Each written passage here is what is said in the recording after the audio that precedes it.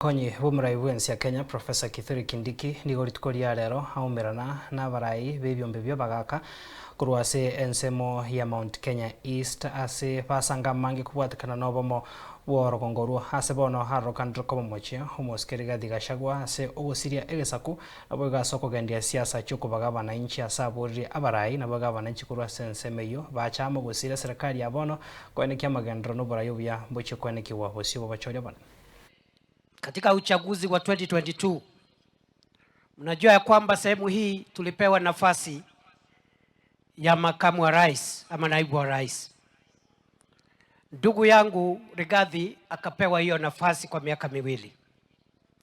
Katika siku ambazo alikuwa ofisini, hakuna mmoja wetu alidhubutu kumtusi ama kumuita jina, kwa sababu alikuwa kiongozi wetu kutoka sehemu hii katika afisi kuu kama naibu rais wa nchi. Ile tu nauliza ndugu yangu Rigathi, unajua mimi watu wengi hawanielewi. Nasemanga watu wengi waliniona usiku, hawajaniona mchana.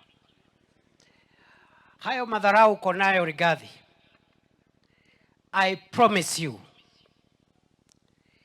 utapata aibu.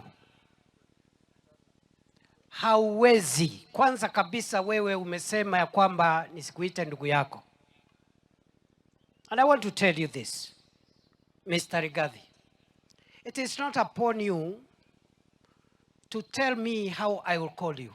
Kwa sababu wewe sio Mungu, ndugu yangu. You are not God. Na wacha kunidharau. Mimi nimekuwa mambo mingi, wewe sijui ulitoka wapi ukapitia hapa, na hiyo shortcut ndio imesababisha hii hasara yote. Kujipiga kifua, maringo, sijui utafanya nini. There is nothing you will do. Na mimi nimepigana vita kubwa.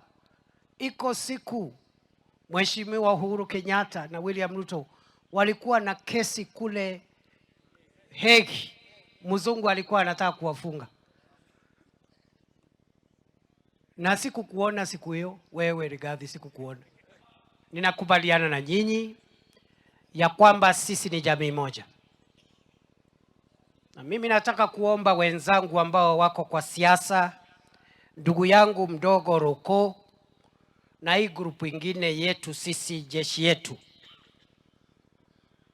na wasi kwa heshima tusilaumu wenzetu kutoka Mlima Kenya Magharibi. Hakuna kura imepigwa wakakataa kutupigia.